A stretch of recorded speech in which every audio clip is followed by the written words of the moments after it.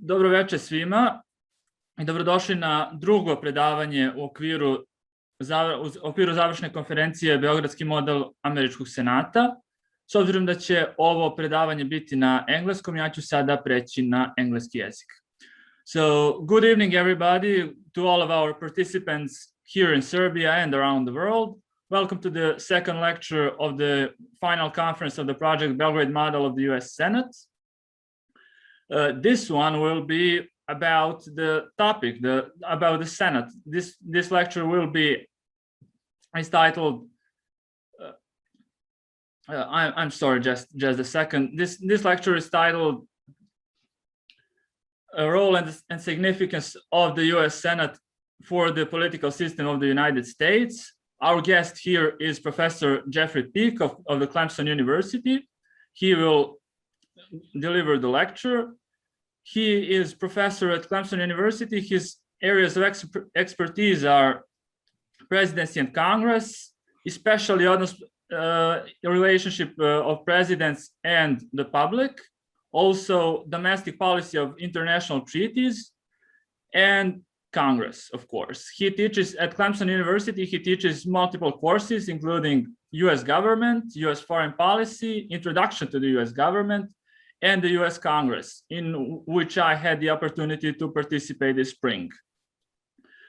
It is my great pleasure because he is also a great friend of the University of Belgrade, because every spring he brings a group of Clemson students to Belgrade for a semester abroad. It's called Clemson Semester Abroad.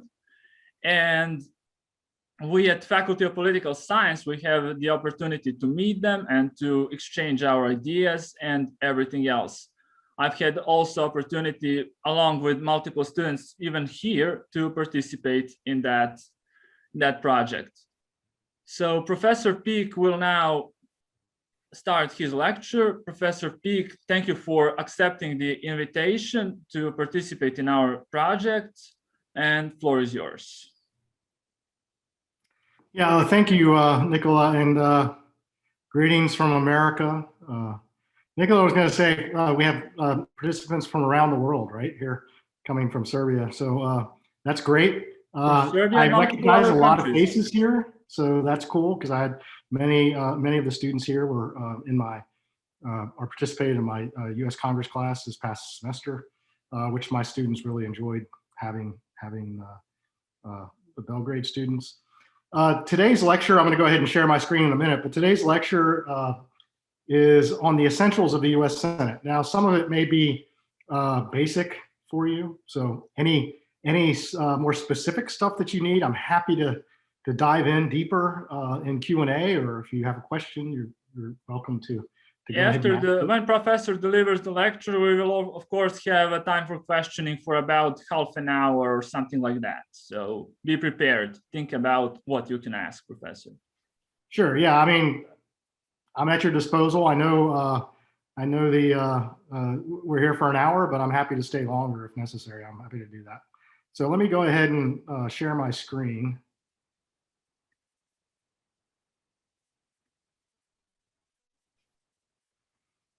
All right. So this lecture is entitled "The Essentials of the Senate." So it's going to be fairly basic, but there are some things I really want to get into a little bit more deeply.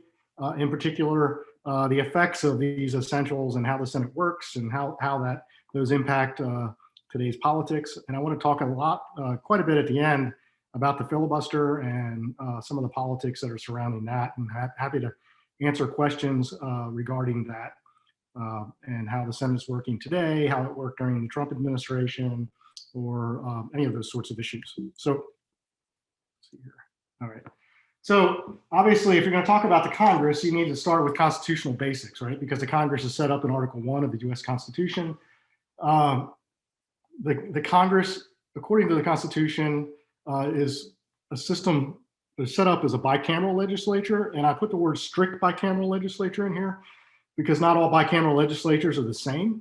For example, many parliaments only have one chamber, and the parliaments that have multiple chambers or two chambers, oftentimes one of those chambers is much weaker than the other. In fact, may not have all that much influence on the legislative process, like in the UK Parliament, for example.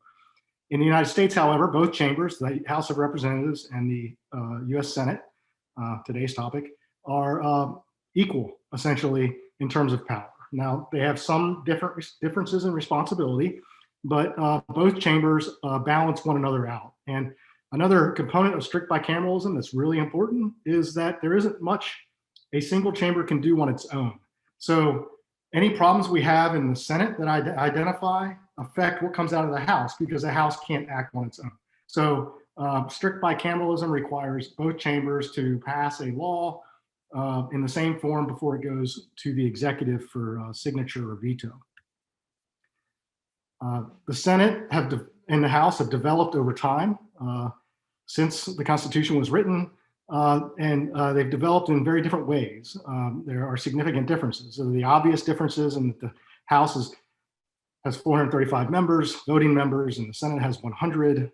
There are some other differences we're going to talk about, but just the differences in size and the difference in how these institutions have developed over time has substantial consequences, as we're going to discuss. The most basic difference is that the House of Representatives is proportioned based on population. This is how we do most legislatures in the world. A region or a state, in the case of the United States, that is larger will have more seats. And so we have 435 seats. California has the most, Texas has a lot of seats, New York, et cetera. And then states like Wyoming, very small states in terms of population, have just one member of the House.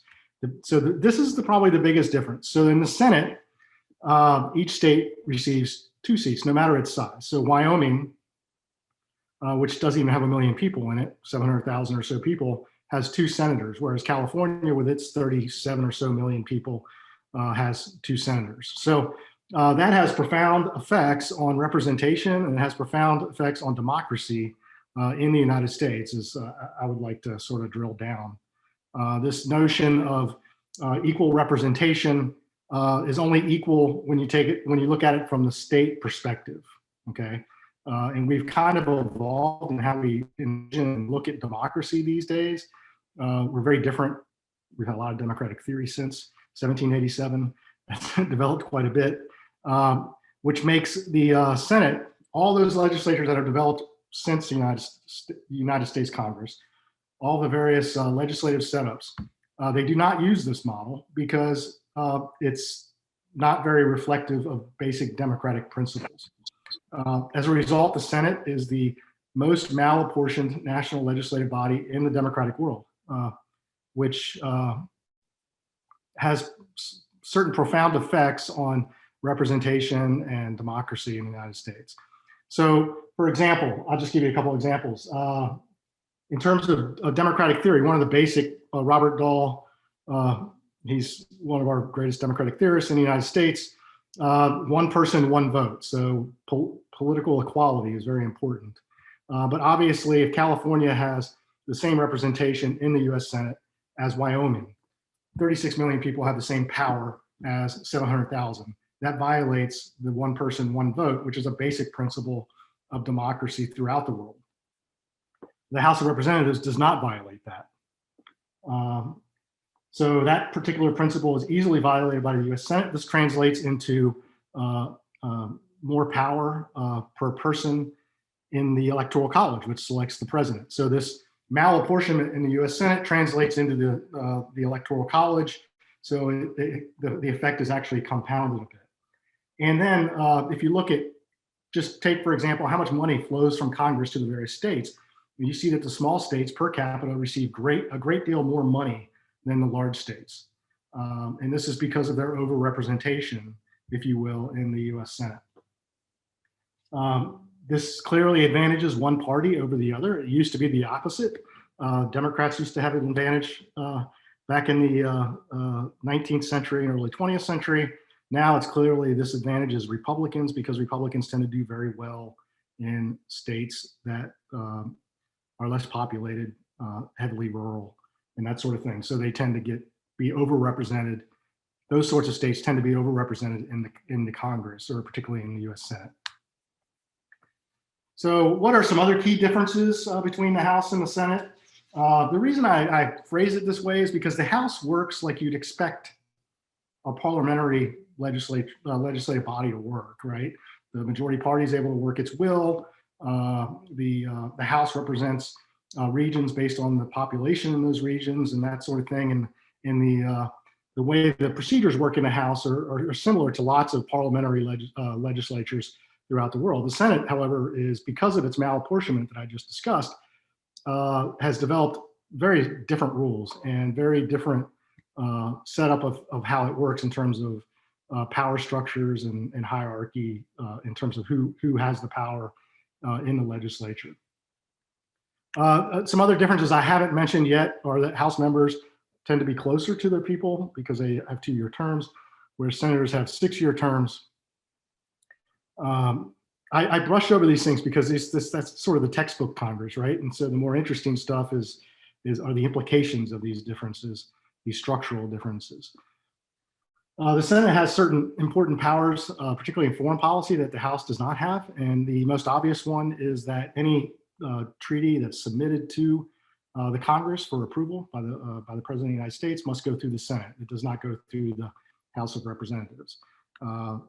And the Senate provides, in addition to advice and consent on treaties, provides advice and consent on nominations to the Supreme Court and all the other federal courts, as well as the executive branch. So political appointees to the executive branch are nominated by the president and confirmed by the Senate. The House plays no role there. So this gives the Senate additional powers vis-a-vis the House, particularly in foreign policy, because there are a lot of nominees that come to the executive branch that relate to foreign policy, and of course, the treaty power. And I can give an entire talk on the treaty power if you want me to do that, and talk about treaties, because I've written a book on it, and I'm currently writing a book on it right now. So I'm happy to engage you on that. The House, as a result of these various differences and the way it's developed over time, the power structure there is much more hierarchical. And what we mean by that is that, think of a pyramid, right? Where the people at the top tend to have the most power.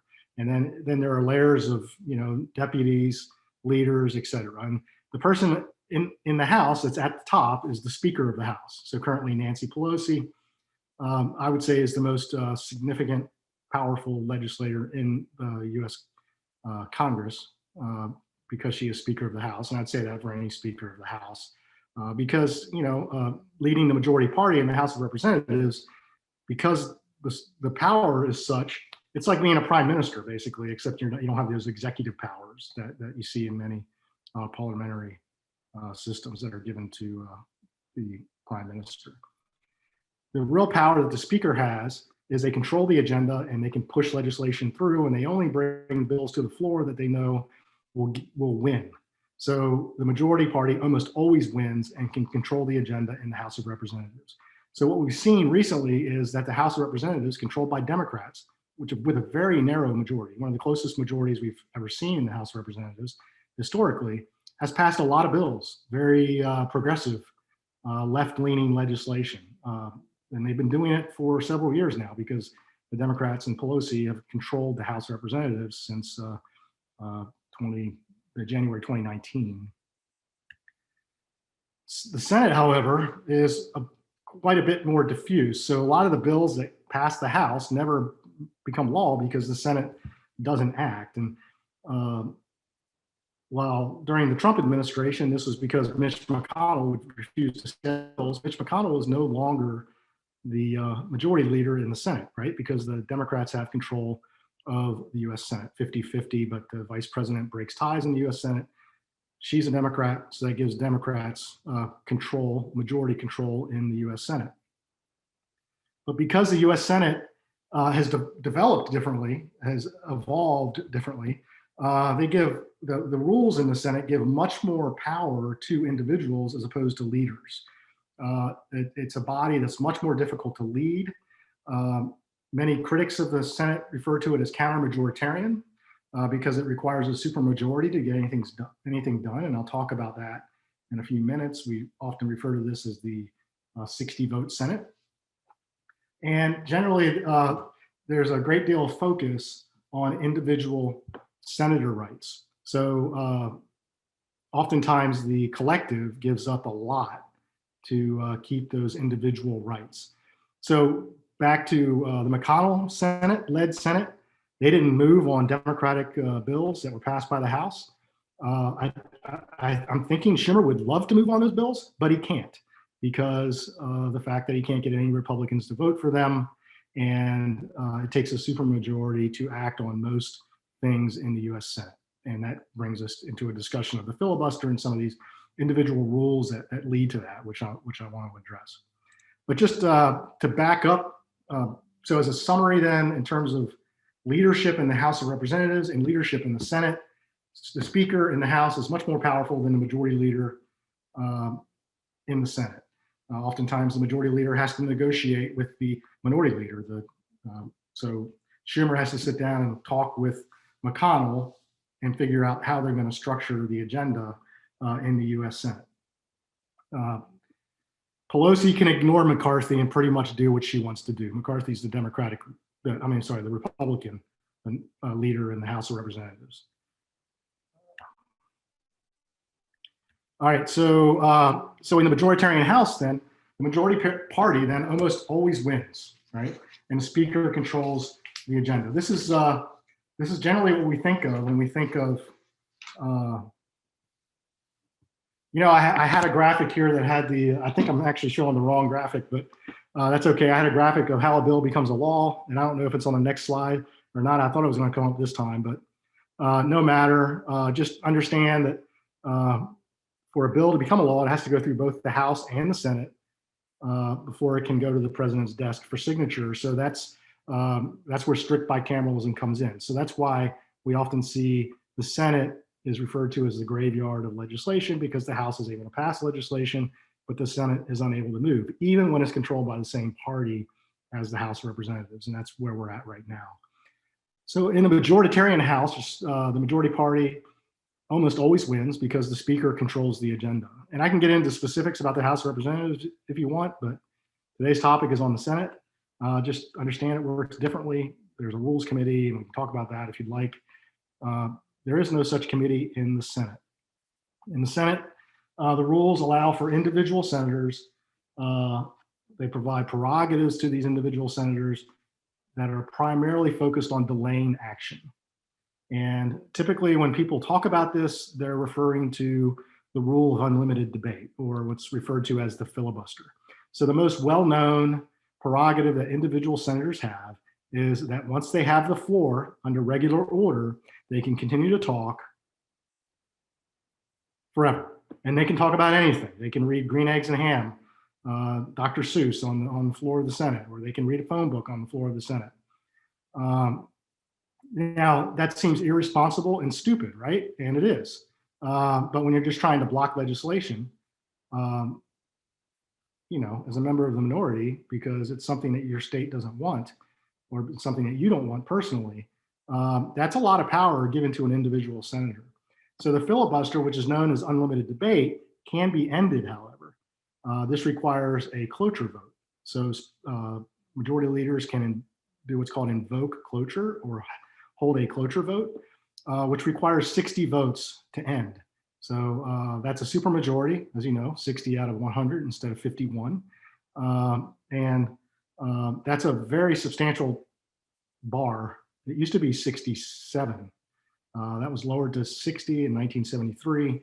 That's a very substantial bar to overcome, particularly when you only have 50 Democratic senators, as we do now, or if you're McConnell, you only had, I think, 53 Republicans.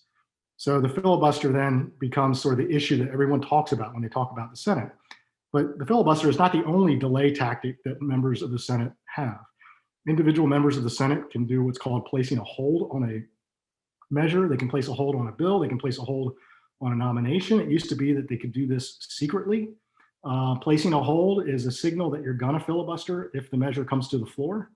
It's basically telling the majority leader, hold on, I need to read this legislation. I need to really investigate this person's background if it's a nomination. I need further time to consider this before we can actually address it. Now, can you imagine that? How a legislature can work where just an individual can say secretly, I'm putting a blanket hold on all of Obama's nominations, President Obama's nominations, because I'm upset with him. So they got rid of the secret hold back in 2012, I think it was. Now holds have to be public, but they still can be used. And those are signals of a filibuster threat, which then means that the majority leader is going to have to invoke cloture if he wants to move on that particular measure. There's also a rule in the Senate that does not require amendments to legislation, floor amendments to legislation, to be related to the bill. So you can attach anything to a bill on the floor of the US Senate under regular order. So what that means is the Senate does not use regular order, because that opens it up to an amendment thon, and basically you end up with filibuster by amendment. I don't want to get too deep in the weeds in presenting the essentials, but that just gives you an idea of historically how the Senate works. It tends to be at the prerogative of individuals as opposed to the majority party leadership. So what we see in the modern Senate is the use of unanimous consent agreements, or UCAs, in order to do business. But there's a real sticky problem with a unanimous consent agreement. I could ask you all what it is, but everyone always gets this, right? It requires unanimity, meaning if there's just one senator opposed to it, the measure cannot be brought to the floor under unanimous consent. So unanimous consent agreements typically will structure the debate, say how much time. They might even say we need 60 votes to pass it. But it's a more speedy way of getting typically uncontroversial legislation to the floor and passed. But if there's any level of controversy, it's very unlikely that the majority leader can get unanimous consent, and therefore they have to then invoke cloture in order to bring a measure to the floor. Cloture is very costly, as I'm going to talk about, because it requires 30 hours of debate, which can really gum up the works in the Senate. So as another thing I have not mentioned yet is that all these things I'm talking about, their usage have increased considerably in recent years. I'm going to show you some data on that. And this is a result of partisan polarization. So partisan polarization in the United States is a very significant factor in American politics. In fact, a few years ago, I gave a lecture here in Belgrade, well, not in Belgrade. I gave a lecture there in Belgrade talking about sort of dysfunctional American government, or dysfunctional Congress. And I made the argument that partisan polarization is a systemic disease in the body politic of America. So American democracy just doesn't work anymore or effectively because of partisan polarization. We see this, there are so many numerous examples of this, but it's really caused the Senate to become dysfunctional, as I'm going to show you. Generally though, just take me at my word here, the Senate's two parties these days lack the ability to form consensus, and the way the Senate is set up, given the supermajority requirement to move on legislation that has any controversy, the Senate requires consensus to act. So one scholar argued that our parties behave like parliamentary parties, where majority parties can work their will, but the system isn't set up, it's not a parliamentary system. It's got strict bicameralism. You've got the Senate that advantages the minority. There are no parliaments that do that. And there's a separate president, a separate executive that can veto things. So our party system has changed considerably, and that's had a profound effect on how our institutions work, or don't work for that matter. So a measure of party partisanship here is shown in this graph. So this is a measure of party voting that's typically used by political scientists just to show the number of times you have a significant majority of the Democrats opposed to a significant majority of Republicans in votes. And I believe it's the bottom one is the Senate. So the red would be Republicans unity score, the blue would be Democrats unity score. And you can see that in recent years, there's an obvious trend upward there, right? I think it doesn't look quite as obvious because of the way the y-axis is situated, but still it's a fairly substantial trend. This is another some other data we use to measure partisan polarization in the US Congress. So this is based on floor votes on matters dealing with the economy and other sorts of equity issues, and sort of the main ideological split between the two parties. And what it does is it gives every member of the US Senate or every member of the US House a score, an ideology score ranging from -1 to +1, most liberal to most conservative. And then it takes the median for each party and takes an absolute difference. So what this measure is the distance between the median Democrat and the median Republican in terms of their ideology. You guys follow me there? Based on roll call votes.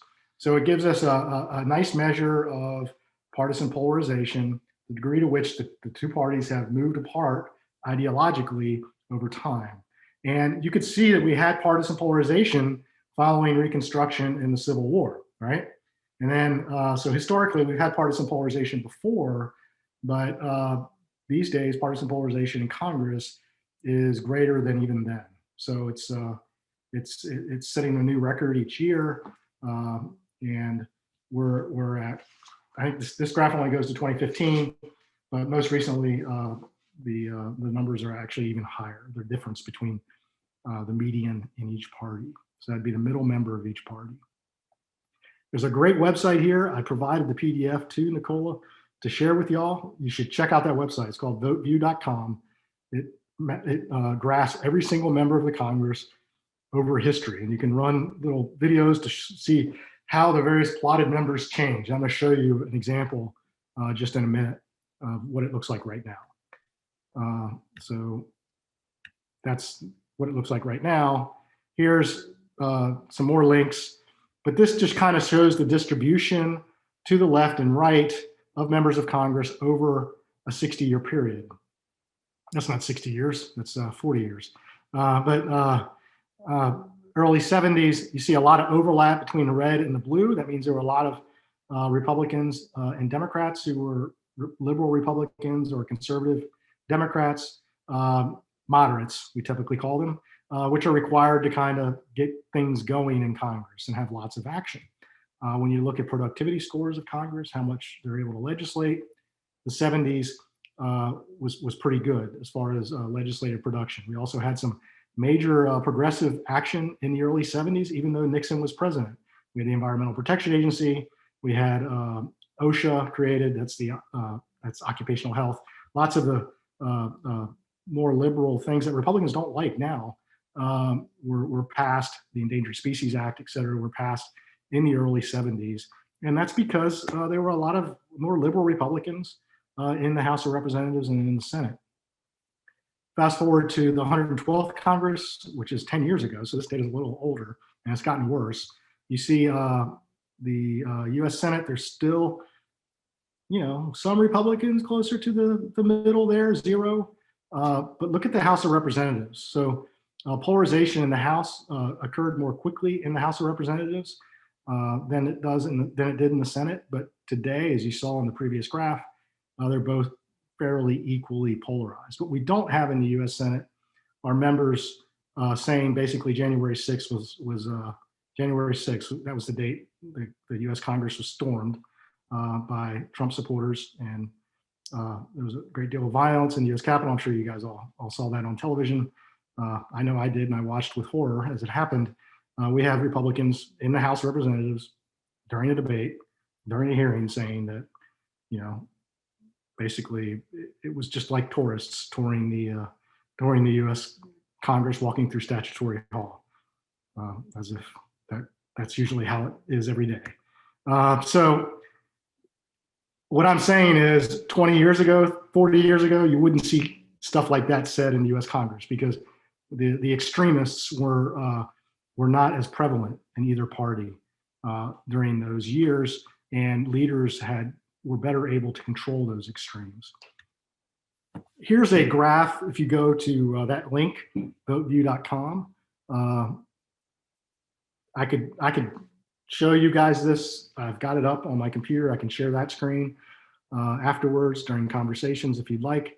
But this just shows the distribution, the ideological distribution of Republicans in red, Democrats in blue, and I put 4 names next to the dots that happen to be closest to the center. And I think this demonstrates that, yeah, this gives us a validity check for the measure, right? Because if you follow US politics and if you follow the Senate, the moderates they always talk about are Joe Manchin. He's considered oftentimes the most powerful senator right now because he's that 50th vote among the Democrats, and then Christina Sinema from Arizona, the Democrat, and then Murkowski and Collins, Murkowski from Alaska and Collins from Maine, are the more moderate Republicans. Both of those, but by the way, voted to convict former President Trump during his second impeachment trial. So that just gives you, you can go and you can play around. You can click on each dot and find out, who's who. I can tell you that, I don't know if you see my cursor, but Ted Cruz is like way over here. Rand Can you show us who are the most liberal and most conservative, probably?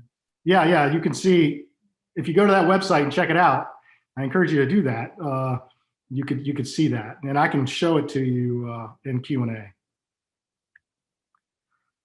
So a big part of what structures the Senate are the rules, as I mentioned, and a lot of people talk about, oh, there's just so many filibusters these days, right? All this filibustering that's going on. But then you look at the US Senate, you're like, well, I thought a filibuster was like Mr. Smith goes to Washington and somebody gets up there and talks forever until they're exhausted. That's a famous film that romanticized the filibuster from the early, I guess it was in the 40s. That's not going on. That's not what happens in the US Senate. We don't actually have real filibusters these days.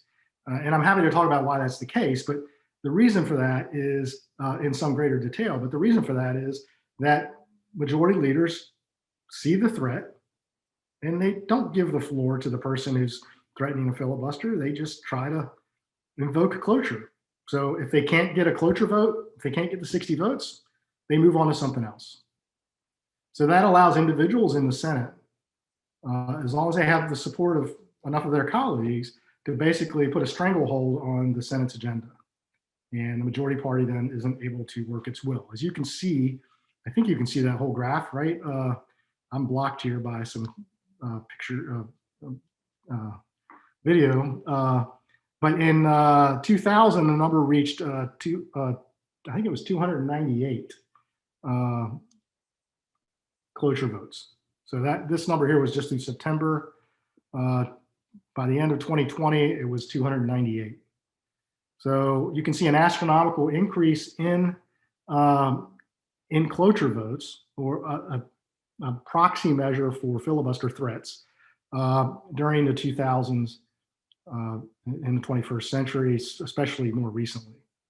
So that's a very clear trend, and it also relates very closely with the polarization measures I had shown you. In the 1970s, you see very few cloture votes.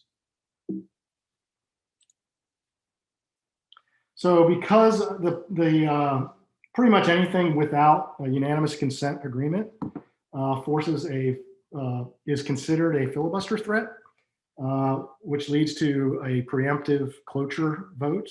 And that's why we have those numbers that are so great. In fact, I think it's 80% now of measures that come to the floor of the US Senate face a filibuster threat. And therefore that gives us the astronomical rise in cloture votes. And this really slows things down, as I'm going to talk about in a moment. But I'm going to get fairly specific on some of the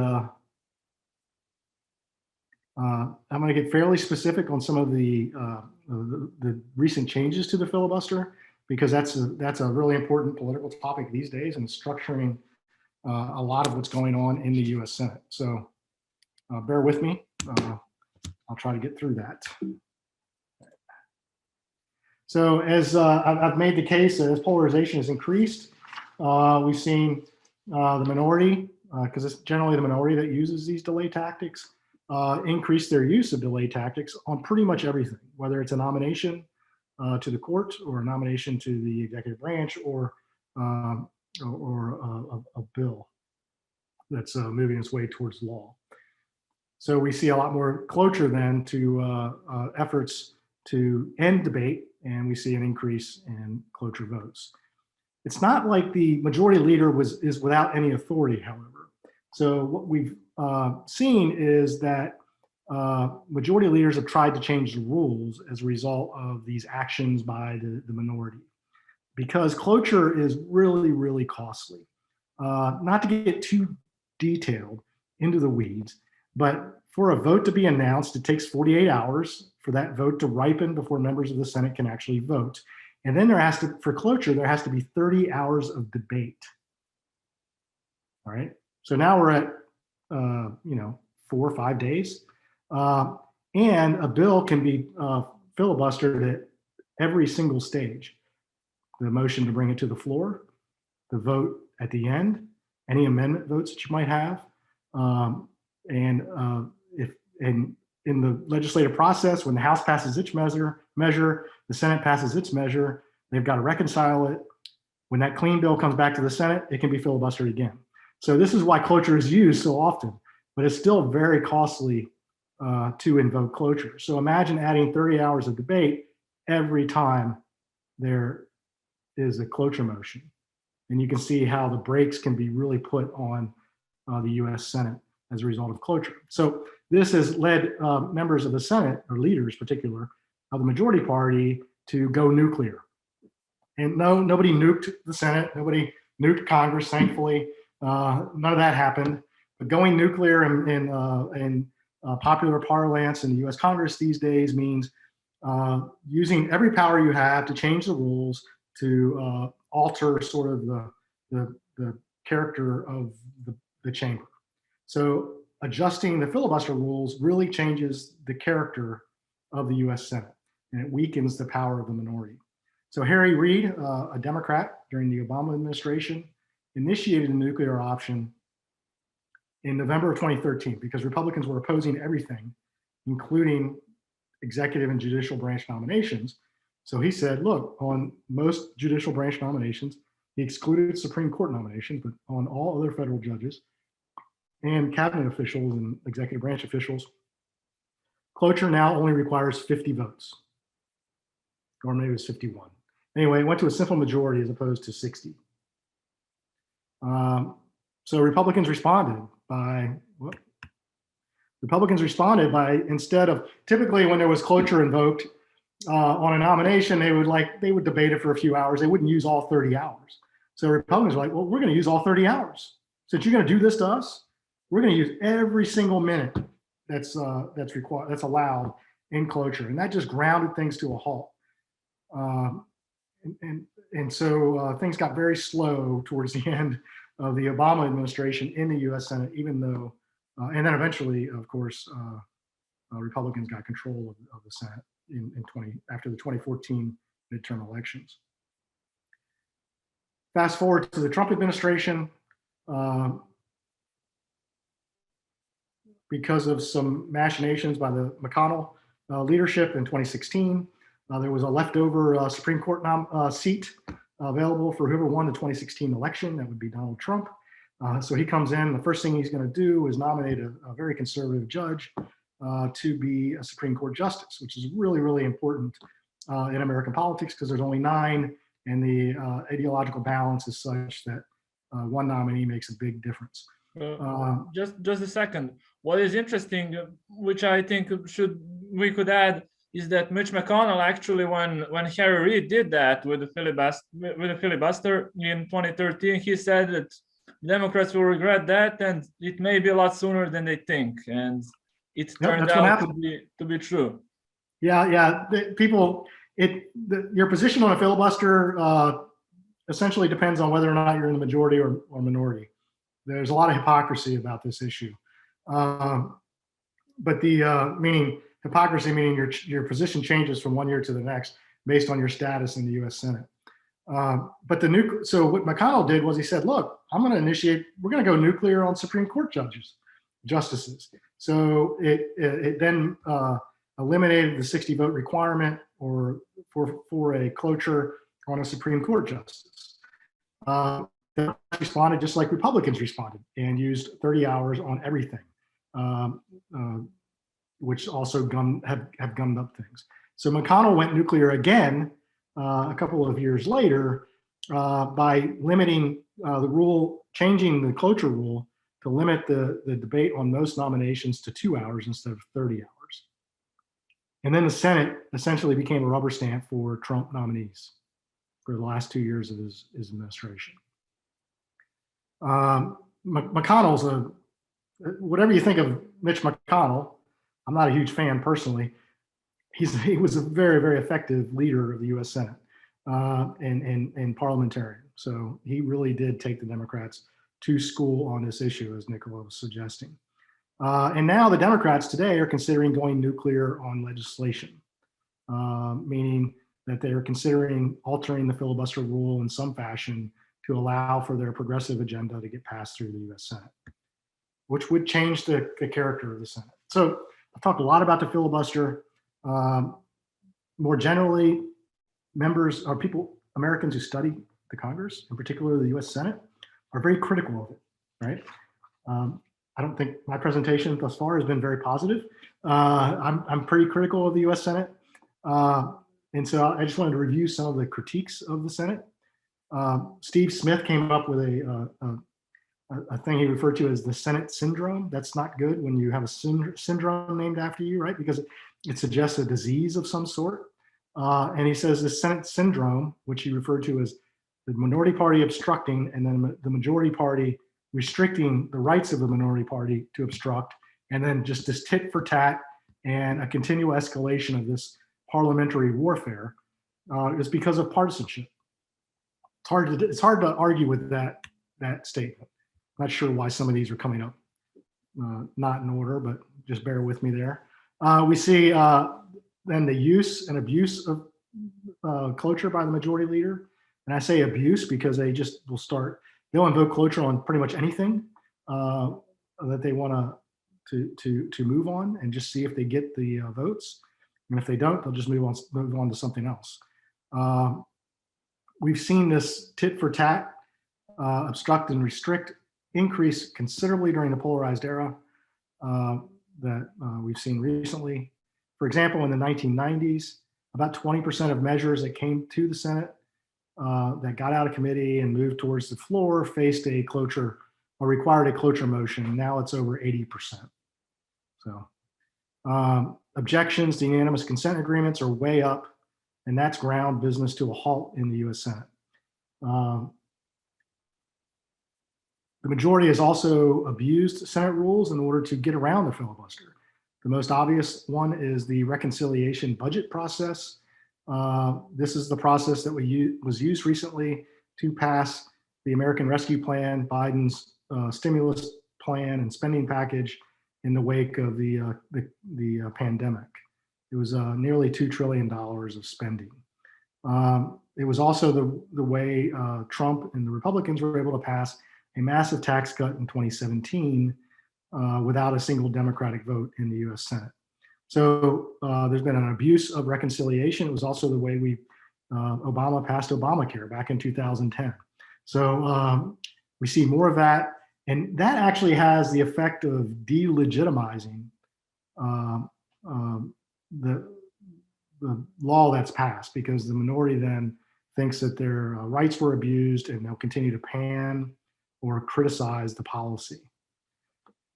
The old critique of the US Senate, which you might be more familiar with and sort of relate to typical critiques of the filibuster, is that there was excessive individualism, right? That was sort of the flavor of the critique early on, right? That there was all that I gave in this talk is that there's so much power given to the individual. It's been referred to by party leaders as, just think about this for a moment. I'm going to give you a phrase. I want you to think about it. Leading the Senate is like herding cats. All right, so if any of you have multiple cats, think about herding them like a cowboy trying to herd cattle, right? And cats are famously known as being prima donnas, having their own agenda. They're not great pets like dogs, right? So that's each individual member of the Senate is a prima donna, isn't a good follower. has their own agenda and that kind of thing. That was a typical critique of the US Senate, and it still is there. It's still a major critique of the Senate, but that the more salient critiques these days have shifted to one of partisanship and dysfunction. The Senate's a graveyard. Everything goes to Mitch McConnell's desk during the Trump years and dies, right? The McConnell now, he might as well be the majority leader because he's able to block everything, even though he's the minority leader, right? So that's the sort of critique you see of the US Senate these days. It's undemocratic, it's, which is true, it is, just like it was 30 years ago. But for different, these have different effects these days. So, and I've already mentioned how senators don't really talk a bill to death anymore. They don't really actually get up and give the filibuster. It would be kind of cool if they made them do that because it might show how stupid it is.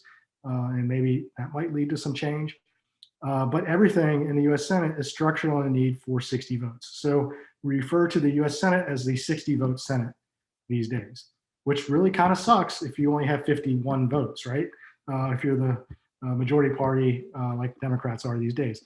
The last party to have 60 votes in the US Senate were the Democrats right after the Obama win in 2000, following the 2008 election.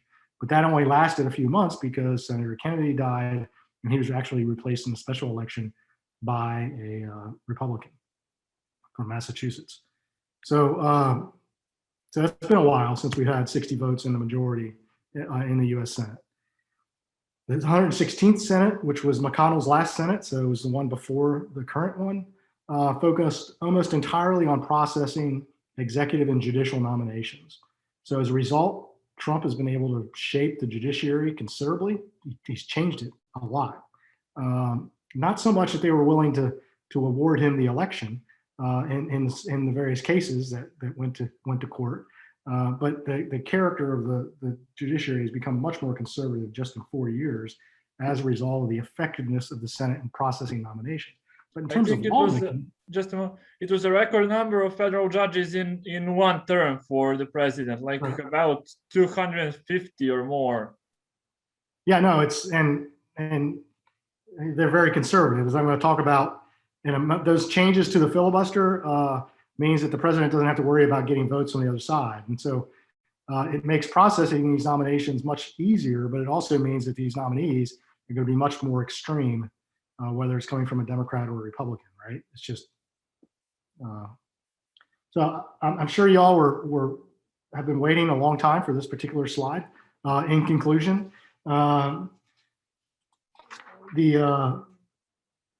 by most accounts, including my own, the US Senate is dysfunctional. But you know, there is a strong desire. I ask this question to my students every year in an essay that they have to address. Do you prefer the rules in the House or the rules in the Senate? And would getting rid of the filibuster, changing those rules, it makes the Senate more like the House, right? Focused on getting things done, responding to the majority, that kind of thing. And almost to a T, they say, not all of them, I mean, a few don't, but almost all of them say they prefer the minority to have a say. So there is a very strong position out there in the public that the minority in government needs to have a say. I'm going to tell you, though, that does not equate to majority tyranny. Some have argued that because the Congress is unable to change the status quo remains, even though a majority of the public wants to see change is unable to happen as a result of this dysfunction. And that amounts to a tyranny of the minority as a result of the US Senate. So a lot of times it depends on whether or not you're a Republican or Democrat, obviously. But when you ask Americans, they generally believe that the minority party needs to have influence and have a say in American politics. It's because we expect our politicians to work together and be bipartisan. Democrats are supposed to work with Republicans, right? That's the way it worked historically, but it obviously isn't working like that these days. So it's a system that requires consensus. We've had consensus throughout our history during some really substantial problem decades in the United States, but that consensus has broken down considerably. And it's in effect, ruined the US Senate. The institution of Congress, together, both the House and the Senate, as a result of being the broken branch, being broken by partisan polarization, I would argue, provides only a weak check on the president. I'm happy to discuss this because this is a topic I'm a bit more expert on and is presidential congressional relations. But in order to check a president who can act unilaterally by himself, it requires both the House and the Senate to act. And because that requires a supermajority in the Congress or in the House of, in the Senate, it's very difficult to do that. And in most cases, the president can veto whatever they decide to do. And then that requires a 2/3 vote in both the House and the Senate. So you guys can see how that would become a problem pretty quickly in terms of checking the president.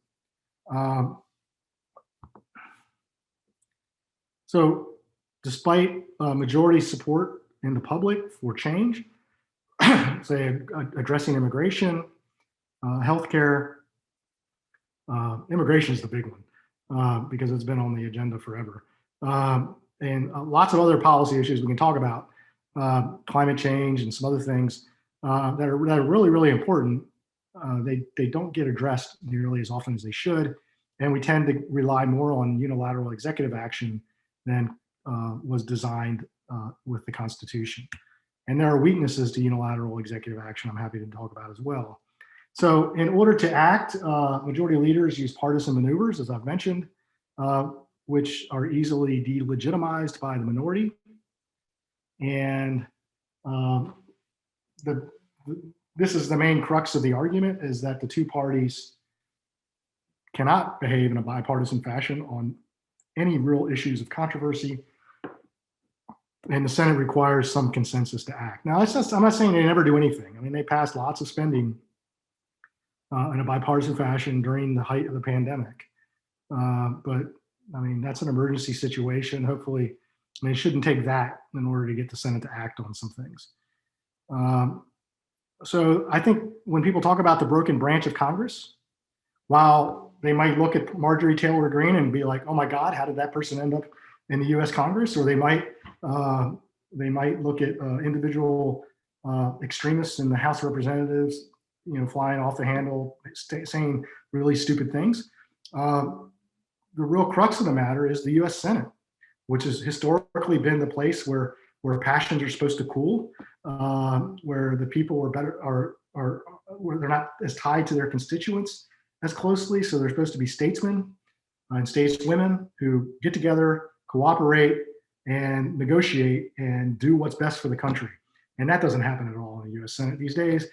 So thus the Congress is often considered the broken branch. A good book for that is actually entitled Congress, the Broken Branch by Mann and Ornstein. And they've written a couple of books on this topic, which I highly recommend. That's all I have for this. I thought I had a graphic on that didn't come up. It's not a big deal. It's just how a bill becomes a law. So if you guys, I'm happy to take any questions you have, and I'm gonna go ahead and end the show here and stop sharing so I can see faces. All right, so we will now have a time for questions. You can either raise your hand, or if you are not sure how to ask in English, you can write it down in the chat and I'll try to translate that. So you can now raise your hands, but until people figure out what they can ask, I would like to ask one thing which seems to me interesting, which popped up on my mind today when I was preparing a little bit. It is why there is a third of the Senate is renewed every 2 years. Why isn't that, for example, that in 3 years we would renew half of the Senate or something like that? Do you know that, or it is? Well, I mean, they in the just made a Constitution, decision. I think. So obviously there's a federal election every 2 years, right? And so they just made the decision at the convention to alternate the senators. So 1/3 of the Senate is up every 2 years. So because they have 6-year terms, right? And their terms are 3 times the number 2. So it's really as simple as that. It's not, I don't think it was by any particular design. It's just that senators have 6-year terms. and that was kind of the way to make it work at the convention. Well, yeah, it was interesting to me. I saw that it's in the Constitution, I think, in the Article 1. Yep. So it was originally designed like that. So we have two people I can see now that raise their hands. The first is Isidora, and I can't see the whole last name. So we go now to her. Hi, thank you, Dr. Peake, for a very lovely lecture. It was very informative. And we spoke so much about the polarization. I think this is such a growing issue because we haven't seen in more recent years, or at least that I've been alive so far, such high polarization over though that we had these two previous presidents, which in my opinion were very extreme situations. However, we're still able to see some harmony happening in Senate and some things still going on. However, do you feel that in the terms of recent COVID situation and all the detriments that US has faced, especially in the terms of economy and a overgrowing US national debt, which is constantly growing as we are speaking right now, that Senate could possibly find some harmony or some common ground in the terms of passing any either foreign or domestic legislations in order to help itself get out of this, or even not hit the bottom ground as we're speaking about it? So the Senate, I mean, the Congress, obviously the Senate too, passed Biden's American Rescue Plan, which was $2 trillion. I think that was back in March. That was a major success for Biden, right? So it's put a ton of money into the US economy. The markets have responded very well to it. But they had to use reconciliation to do it. So the reconciliation process, meaning not a single Republican voted for it in the US Senate. And that's a real problem because you've got Manchin who has now demanded that he wants to see Republican votes on new packages. And those new packages include another $4 trillion or so in spending, which contribute to the debt, or the debt question you had. It's really hard to take Republicans seriously about debt because they passed the 2017 tax cut, which contributed to the debt overwhelmingly. I mean, even during a booming economy, during much of the Trump administration, our debt continued to climb. We had deficits over $1 trillion. The amount of spending on defense increased. So it's really, really hard to take Republicans deficit hawks seriously. I mean, there are some that are really concerned about the deficit and the debt, but they often don't show it when there's a Republican president. This is the case during the Bush years. It was the case during the Trump years.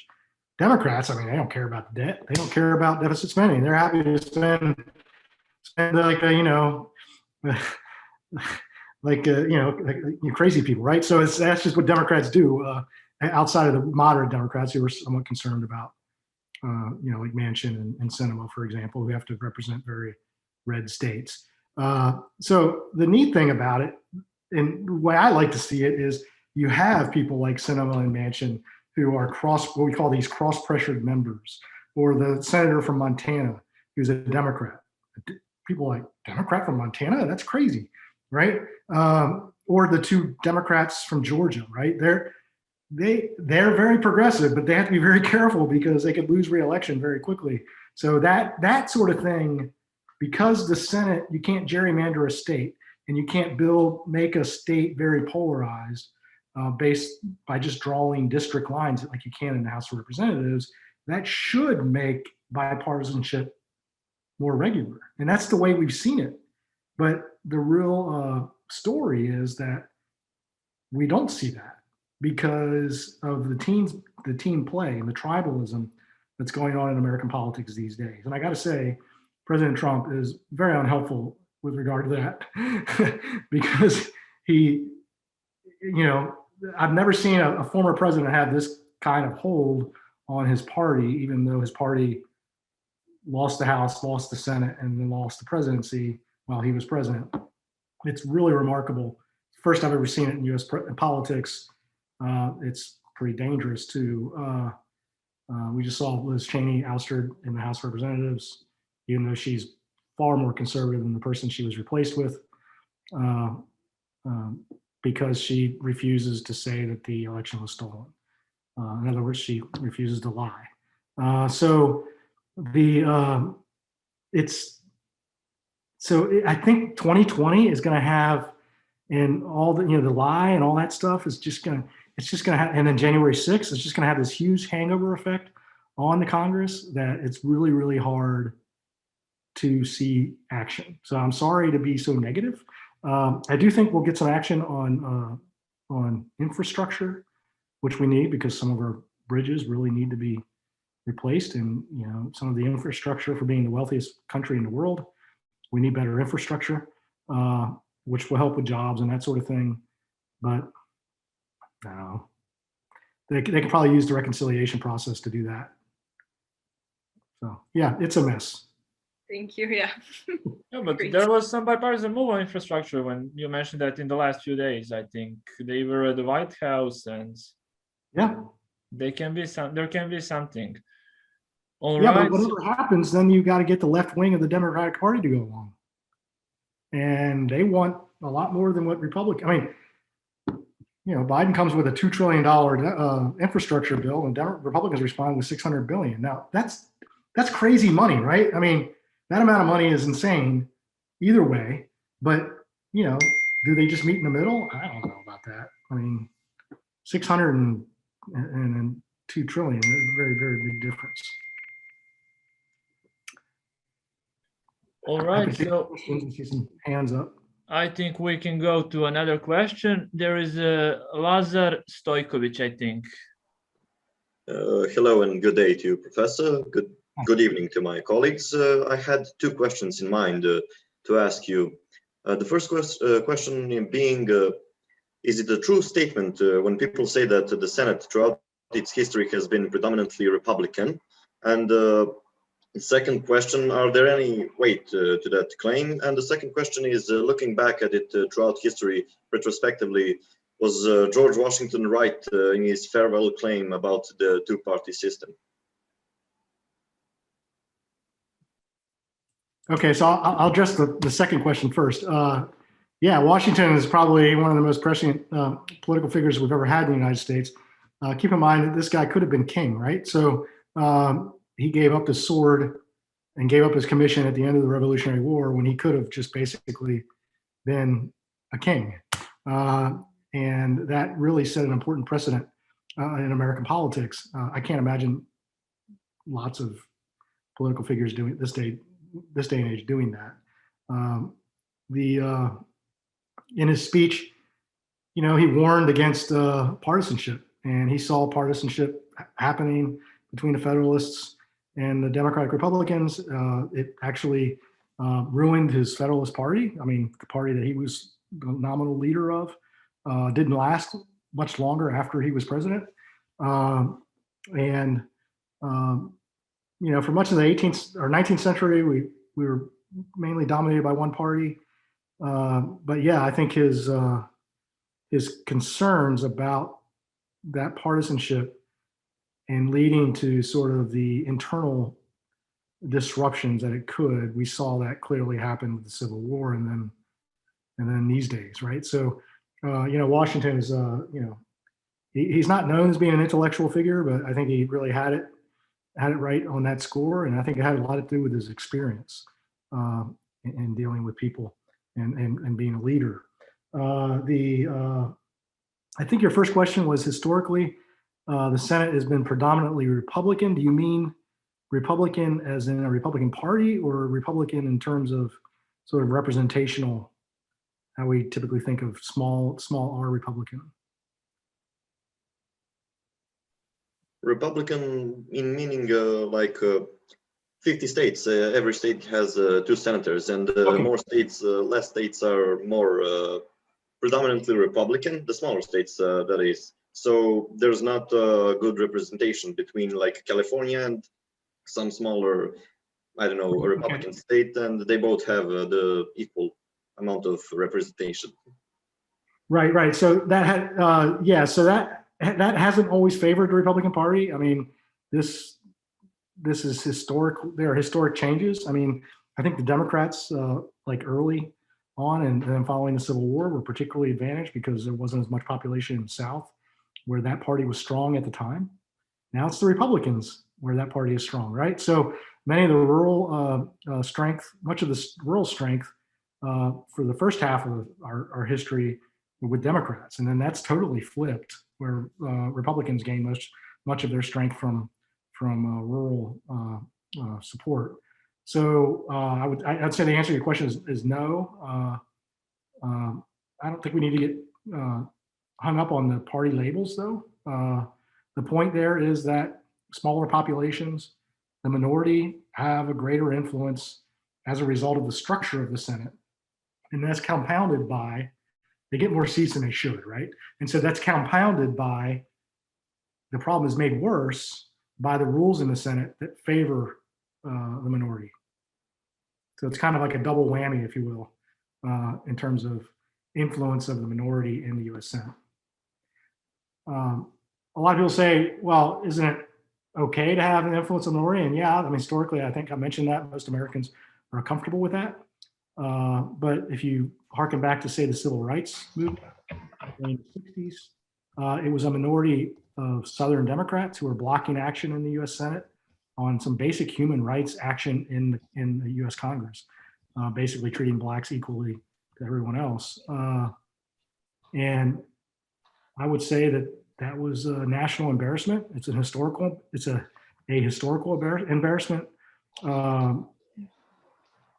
I mean, the Soviets could look at us and say, your human rights record is appalling. And we could say, there's really not much we could say to that, right? Because it was when it came to treatment of African Americans. So, and that was, that changed as a result of some overwhelming electoral wins by more left Democrats. It changed because Lyndon Johnson was willing to become very liberal, even though he was representing Texas. It's a really interesting sort of story there. And they changed the rules to get rid of a lot of Southern Democratic leadership in the House and in the Senate. So this tyranny of the minority is not a new thing in American politics, but the fact that it's really structured based on partisanship is kind of a newer thing of recent years. So yeah, a lot of people say, in response to these types of comments, will say, well, the United States is a republic, it's not a democracy. And I hate hearing that every time. My professor, like, hair gets on fire every time I hear that, because it's just like, well, there isn't a single non-democratic republic that's, in other words, all democracies are republics as well, because we all have representation, right? We elect representatives to the parliament or to legislatures or whatever. We elect presidents, they make the decisions. That's all republic means. And so democracies and republics are, much more interchangeable in a modern era than those people like to argue. It's because they really don't understand politics and democracy. But anyway, I hope if anybody holds that point, I didn't upset you, but I'm happy to talk more about that. All right, then we go to the next question. It's actually from the chat, Mr. Dusan Brujic. Yes, thank you very much. Also, thank you, Professor, for the very insightful and interesting presentation and discussion, and also being willing to answer all of our questions. So yes, I mean, it's a pretty interesting situation at the moment and in the past couple of years when it comes to American politics. So I have a couple of questions, actually a few questions, and they are maybe not directly related to the US Senate, however, in a way related, definitely. And yes, obviously the polarization, especially in American politics, but in the society as well, is one of the biggest problems currently. And even though obviously with everything that you explained, especially about the Senate, with all the setbacks that it has, everything seemed to be functioning, at least until recently.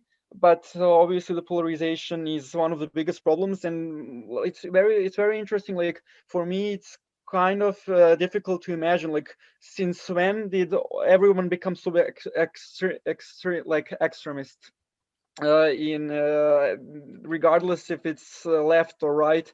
We have some examples such as what happened with the Capitol recently, but also some of the Black Lives Matter protests and stuff were pretty extremist. We can agree on this. And obviously, like, it was interesting once there was a speech before the pre-electoral debates, when Mike Pence and Kamala Harris shared the floor, and even though they had a really fierce discussion, in the end they both kind of agreed and said that, okay, we are all Americans, we love our country, and we should all work together and fight because that's in our interest of everyone. But unfortunately, there are so many setbacks, so it's really difficult to navigate all of these also emotions and everything that's going on. So when did everybody become so extremist? Like, what's your take on this, and what's the biggest problem in regards to this? And also 2 questions more, but like I'll try to keep it really short. There were many. I'm not sure if it slips or not, but probably okay, definitely slips. But when in the media, but also some people that are congressmen or congresswomen that refer to Kamala Harris as president and not the vice president.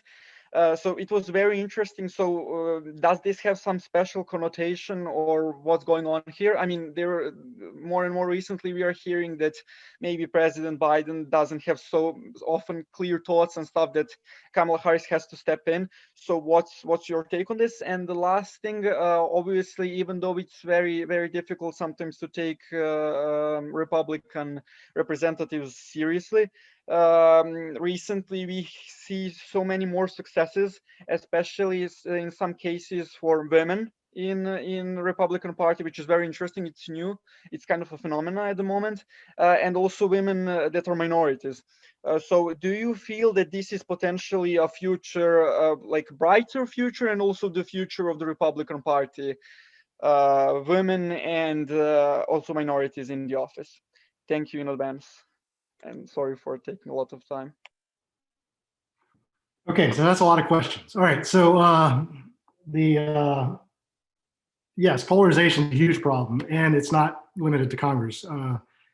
Polarization in society is really, really important. Congress, I would argue, polarized first, and much of the response within the public is elite-driven, meaning that the elites in Congress, top leaders in parties, because of the tribalism in Congress and to retain and win power, that has, through the media and through very partisan media, has led to a polarization within the public, and the public is becoming incredibly extreme too. But that's not the majority of the public. These are small percentages on each side, right? So most Americans are still pretty moderate, pretty middle of the road, often turned off by this sort of awful behavior they see in Washington, but they tune out and don't get involved as much as perhaps they should. Now, the counter to that is we saw more voting in 2020 than we've ever seen before, right, in terms of the turnout, and that led to Trump's loss. So there are some bright spots in that regard, but yeah, it's hard to pinpoint when this happened. I think throughout the 90s, we saw some media stuff going on, and then into the 2000s, the people, the 2 men who wrote the Broken Branch book, they had another one. They had a series of books on this topic, and polarization and how it's affected Congress, and they've basically argued, and I pretty much agree with his argument, that a lot of the polarization, at least in Congress, has been asymmetric, meaning that it's largely Republicans who went to the extremes first. And that's really caused a very serious problem. They refer to the Republican Party, particularly the extremes of the Republican Party, as an insurgency, unwilling to cooperate with the other side. And there's a lot of evidence for what they're arguing. And that was well before January 6th 2021, right? When we actually saw an insurgency. Or an insurrection. So this has been going on for some time. They've been writing their books. I think first book came out 15 years ago. So there's a lot of evidence that, I don't want to put blame on Republicans because I think a lot of it comes from sort of the media sphere. I think that really contributes to polarization.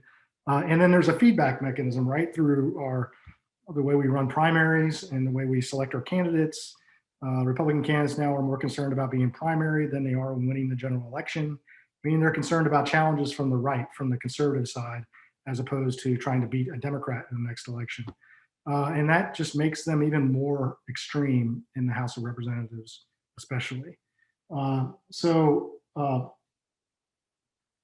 yeah, it's a wicked problem that's facing the United States is this partisan polarization. And then when you have presidents who are extreme on their face, right? It's like they just revel in extremity.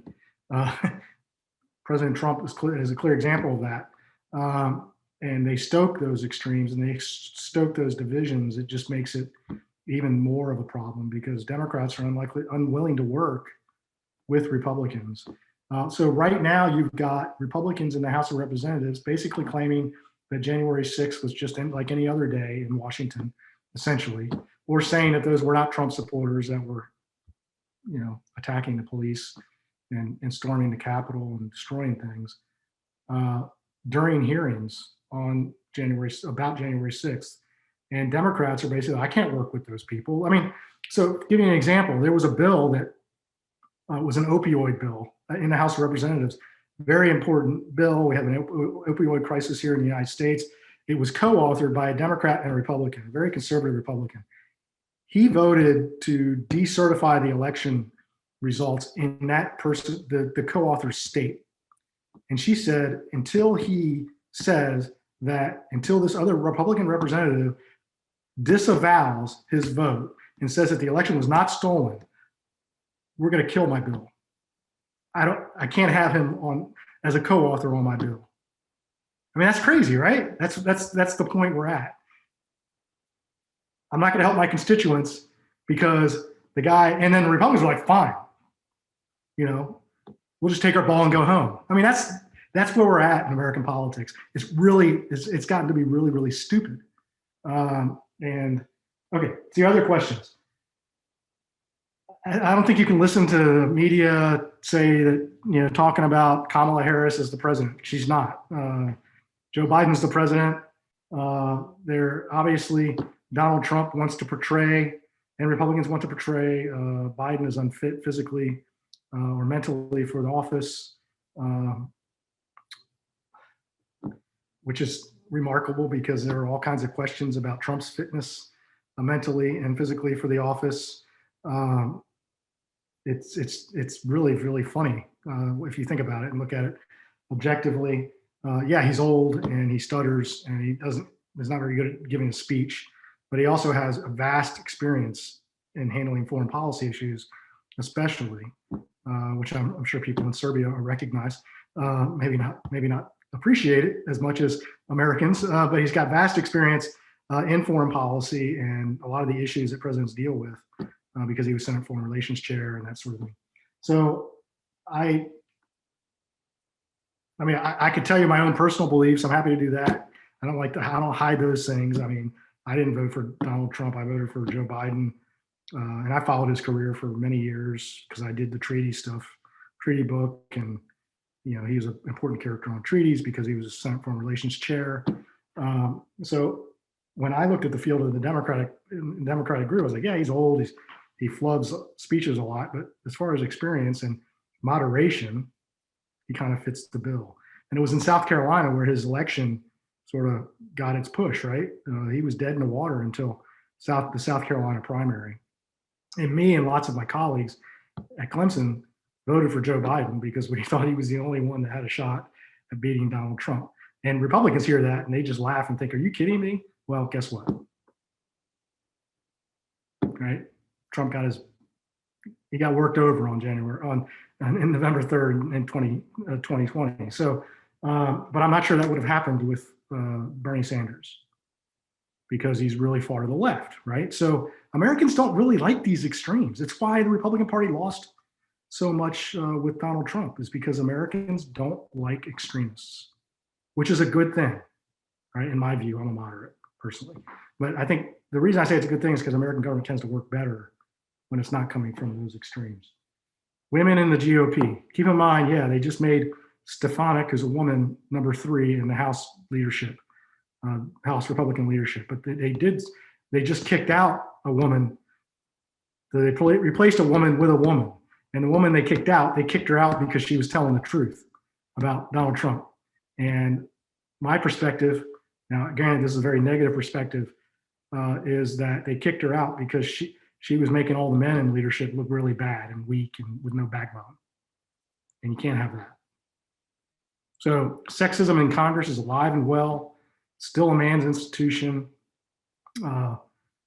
I recall back in the day when Pelosi, the most powerful legislator in the country, when she was first speaker, she was having a fight, if you will, with a prominent member from California about committee chairship. And Fox News they had a very negative picture of, Pelosi. You can take a picture of anybody and make them look horrible, right? And a negative picture of this other woman, I forget her name, and underneath it was like, they used the phrase cat fight, which I guess is funny, but it's also infuriating because it makes the most powerful woman in American politics, she was speaker at the time, and she's speaker now, and she's probably one of the most influential speakers and effective speakers we've ever had. And I'm not saying I agree with everything she does, I don't, but you can't say that she's weak. There's no question that she's not weak. Just like McConnell, remember I said the same thing about him. So that's the problem. The leaders are really powerful, and they are very partisan, and when they use their tools. So yeah, I do think getting more women in the GOP membership is good, but when those women are Marjorie Taylor Greene, I'm not so sure that's a good thing. What about Candace Owens? Sorry? What about Candace Owens? Candace Owens. Okay, so she's not elected yet, right? No, she's a media figure. Is that correct? Yeah. Yeah, African American media person. I know she's a darling to the right because I see it. People talk about her, and I don't know if she's going to run for office or not. I think she'd probably do pretty well. She's smart. All right, we have just one more question. We have here in the chat question regarding 17th Amendment. We will address that at the probably next panel that we will have on this conference. And we now go to Mr. Stefan, and I can't see the last name also, so I'm sorry. Yeah, it's hard to pronounce. It's Botanic, so I don't think you will get it anyway. So hello, and first of all, thank you for your mesmerizing lecture. Now I have a question about the Senate and the foreign policy. So since I'm really interested in Australia and Asia Pacific politics, I just have a question naturally about China and its growing threats to the US national interests. So in the past, we pretty much had a bipartisan passing of bills in the Senate when it comes to China, as it was regarded as a pretty much national security matter. But in your opinion, in the future, when these bills presumably become tougher and stricter and even more hostile to China, will we see the continuation of that bipartisanship in the Senate, or will we see some sort of a rift between Democrats and Republicans? I mean, it's pretty much obvious that Republicans will support any bill that will harm China, but what about Democrats? Since we have these two mainstreams, which is one already established and the newer Democrats. So in your opinion, what will be the future of the Senate regarding the bills concerning China? Yeah, that's a really good question, because I never thought I would have seen American leadership of NATO or American, and I know that doesn't have to do with China, but I'm just giving you some examples. American willingness to defend a NATO state through the Article 5 questioned politically, but it became a political question. It's become a political question because of President Trump. I never thought I would have seen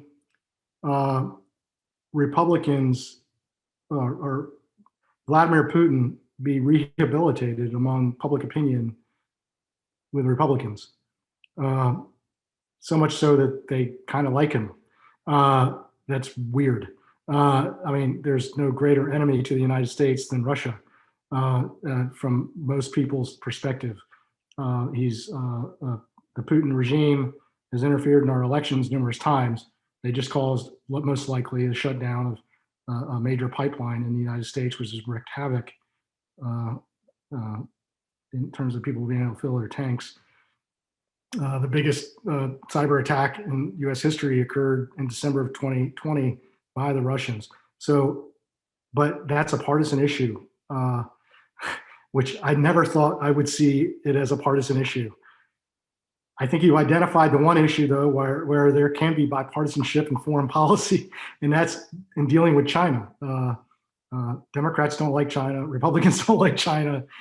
They both see China as a threat, which is in some ways fortunate, in some ways unfortunate, because it allows politicians to sort of pander considerably to anti-China stuff. It's caused some really negative things occur as a result of COVID, and blaming China, calling it the China virus has done, tremendous harm to Asian Americans because they face discrimination as a result. So the China bashing, though, that goes on in American politics, I mean, Trump really has changed some things among the Republican Party. I always thought Republicans were champions of free trade and more liberalized trade, but not anymore because of President Trump, right? With his tariff war against allies and his tariff war against China. So it's become sort of a thing for Democrats to say, or Republicans to say, oh, Biden's in the pocket of China, right? And when it came out that the Chinese might be trying to influence the election, oh, it looks like they're trying to support Biden. They hammered on that. And then Democrats, of course, were like, well, look what the Russians are doing, to help Trump. Another foreign policy issue, which I think is really salient to you all, is the Israeli-Palestinian thing that's going on right now.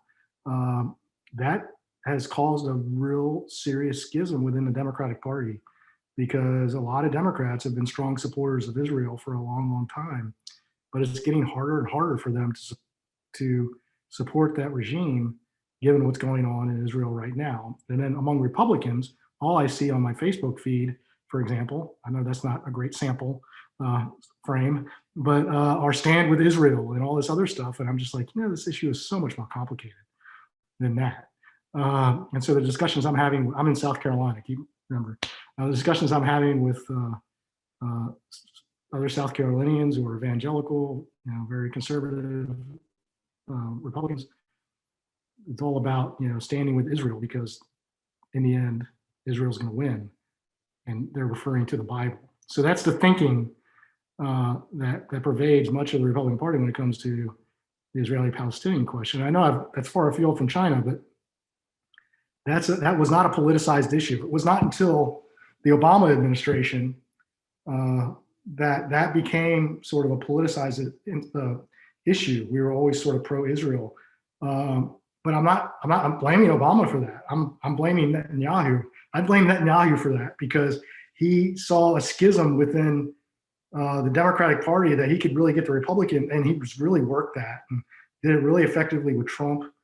And I think there's a lot more that's going on there than anything Biden's done with regard to Israel, as the fact that Israel can't create a government, right? So I don't know a whole lot about that, as much about that issue as I would like, but I just know it's so much more complicated than the parties are presenting it. And then the people on the left, like Omar and some others that are clearly with the Palestinians, if that becomes the sort of representation of the Democratic Party, the Democrats are going to get in trouble over Israel. That's going to cause them some serious political headache.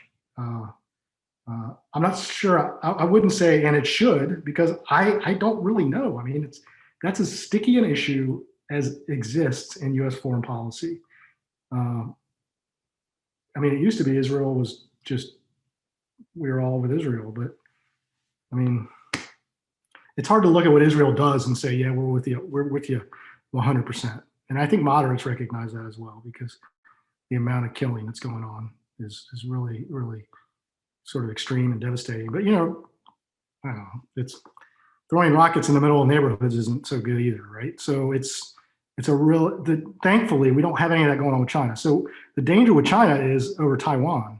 I think that's where it's really could be problematic. How committed to Taiwan's security is the United States? And will that lead to a shooting war in the South China Sea to protect Taiwan? God, I hope not. That would be catastrophic, right? I mean, I think that's what much of the world is concerned with, because that would lead to a lot of people getting killed.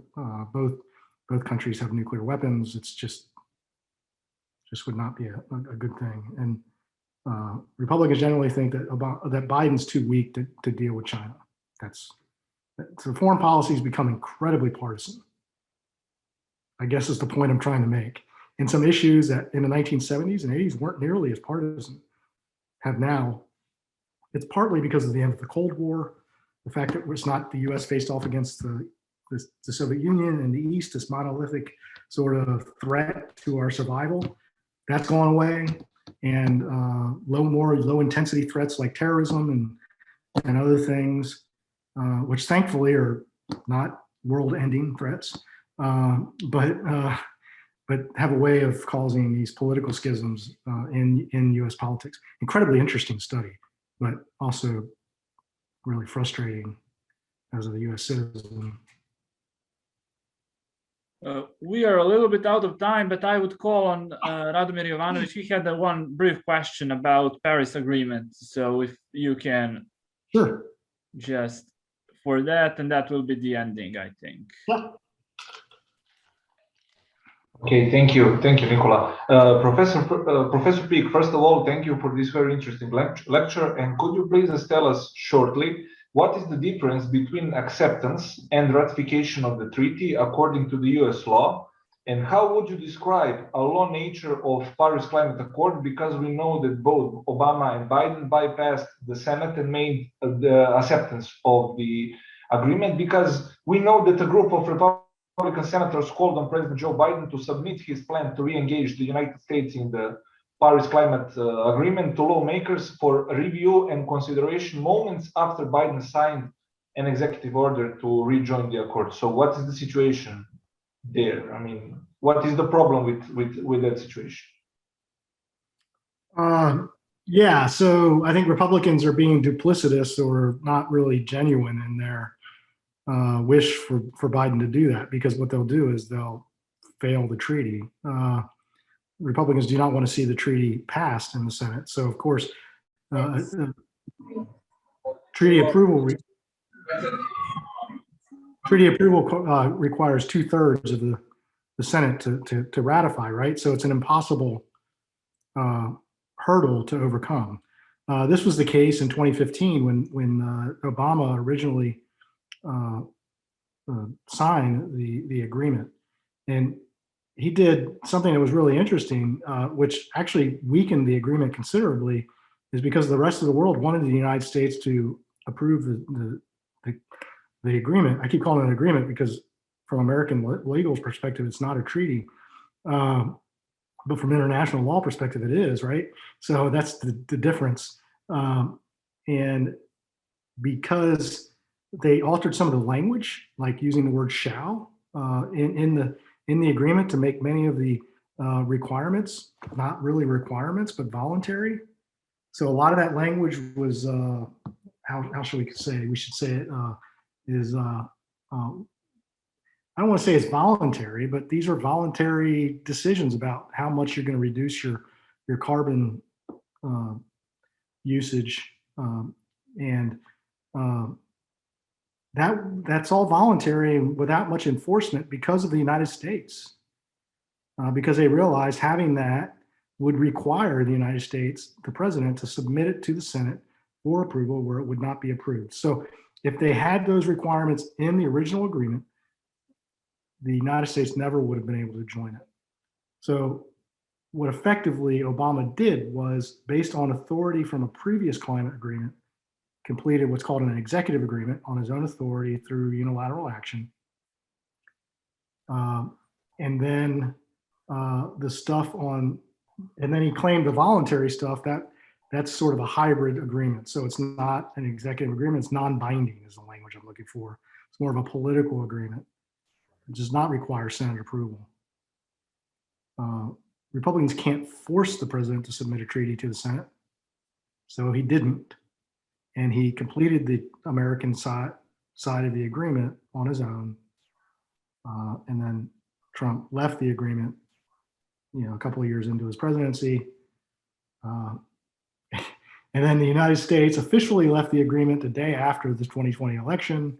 And then Biden rejoined it on day 2 of his presidency, which, look, that suggests all kinds of bad things, right? With regard to American diplomacy, can you trust the United States? Can they live up to their agreements? All kinds of implications for U.S. foreign policy, whether we're talking the Iran agreement, we're talking the Paris Accord, or any other sorts of international agreement that is done. Even if you use a treaty process, if it becomes a politicized issue, the president can leave a treaty on his own. He doesn't need the Senate to okay it. So, but yeah, that, like I said, I've written a book on this topic, and the Paris one is one of the case studies for the new book I'm writing. Things have changed a lot since I wrote my last book. Back in 2008, we were like, executive agreements really aren't a threat to the role of the Senate. This is kind of the way they get things done. Well, that research went through 2000. Ever since, particularly the Obama administration, presidents have stopped using treaties, stopped submitting treaties to the Senate. I mean, they still do some. Like there was a treaty with Serbia that was submitted and approved. I think it was extradition or tax. I forget which one. But I think, just to give you a number, Obama completed 36 treaties and submitted those to the Senate in 8 years. George Bush averaged 24 every 2 years. So he completed about 100, a little over 100. In 4 years, Trump completed 5 and submitted those to the Senate. So we've moved entirely to unilateral action on treaties. The Senate's been entirely cut out of the process. A lot of it has to do with polarization and the inability of parties to work together. And it sucks for American foreign policy in terms of having a partner, right? I mean, seriously, because all the major international agreements that have been signed by the UN that the whole world is party to, some of these the United States has not been able to confirm, like the main Women Discrimination Convention, CEDAW. The United States is not party to that treaty because we have not ratified it. Even though it was negotiated by the United States, we led the negotiations, and much of it's based on American law. The Americans with Disabilities Act structured I'm getting on my soapbox here, so I apologize. But the Americans with Disabilities Act structured the major international treaty on the rights of the disabled. There's a UN convention on it. That failed spectacularly on the floor in 2012 in a failed floor vote, a huge embarrassment to the United States. The treaty's language was based on American law. It makes no sense. And why would the rest of the world take the United States seriously why should the rest of the world listen to the United States when it's negotiating the Law of the Sea Treaty when the United States is never going to ratify it? So that's the pickle we're in terms of treaties and U.S. foreign policy. So the climate accord, that's why the Law of the Sea, the CR, the Disabilities Treaty, all these other treaties that I've talked about that have failed. That's why Obama did not take it to the Senate. Thank you, Professor. All right, thank you, Professor Peake, for a fascinating lecture and all the questions and the time that you took. And thank you for accepting our invitation. I'm just amazed that so many people stuck around for so long. Well, I mean, it's Saturday night there. You guys are a great audience. I really do. Yeah, we have another panel in like 20 minutes or something like that. So there will be more action. Thank you very much. All the others just stick for a minute more because. Hey, real quickly, here's my email address. If anybody wants to get in touch with me, ask a question, just tell me who you are. And I will send the presentation during the next lecture, so it will be fine for everybody who's interested, or on email addresses. If you have a question about anything related to this, or studying in the United States, I'm happy to talk with you about that. We have graduate programs in Clemson. There are other places, so I'm happy to field any questions you might have. As far as I'm concerned, Gile's students are my students. He's taking care of my students when I send them to Belgrade. So I'm happy to play that role. All right, Professor Peake, thank you very much. And I will now switch to Serbian just for one notification. Dakle, u 21 čas imat ćemo jednu malu debatu vezano za prednosti mane Gornjeg doma kongresa. A kao pripremu za tu debatu spremili smo vam jedan kraći kviz koji će vam se sada pojaviti. Kada kompletirate taj kviz možete naravno da napustite ovaj Zoom. Hvala svima na prisustvu.